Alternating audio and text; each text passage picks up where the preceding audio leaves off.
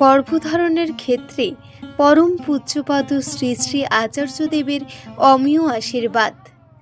এক দম্পতির নিবেদনের উত্তরে পরম পূজ্যপাদ শ্রী শ্রী আচার্যদেব বলেন, যখন কেউ সন্তান নেবে বলে মনে করছে তখন স্বামী যেন খুব ইষ্টপ্রাণ আদর্শ অনুরাগী হয়, আর স্ত্রী যেন তাকে অনুসরণ করে।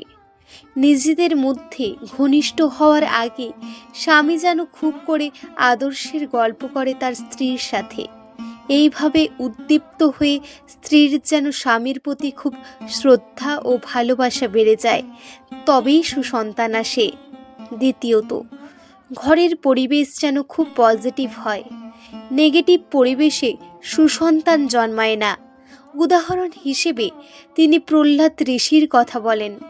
যখন ভক্তিমতী কয়াধু প্রহ্লাদ গর্ভে থাকাকালীন নারদ মুনির আশ্রমে চলে যান, সেখানে গর্ভে থাকাকালীন নারদের সাথে মায়ের আলাপ আলোচনায় শ্রী বিষ্ণুর কথা প্রহ্লাদ জানতে পারেন, তাই তার এত ঈশ্বর ভক্তি।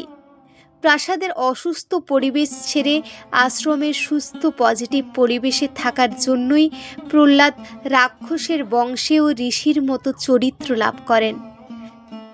তৃতীয়ত, সন্তান গর্ভে থাকাকালীন মায়েদের তিনি পেলভিক ফ্লোর ব্যায়ামটি অবশ্য করার কথা বলেন। এতে পেটের মাসল নমনীয় থাকবে এবং প্রসবে সুবিধা হবে। জয় গুরু।